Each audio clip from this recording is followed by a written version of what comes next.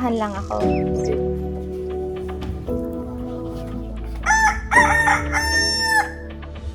Hindang magano ka tama mga mahal. Baka sa isang araw na lang kasi wala pa kasi akong pera ngayon. Hindi pa kasi ako magsasama. Magang makapangan ka na kapangan ng kapitan. Magandang araw po.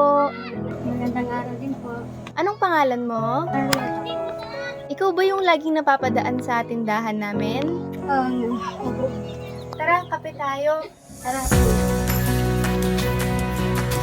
Ay, hindi kami bagay doon kasi para lang sa mga anak ko. Sige po, may madalang ito.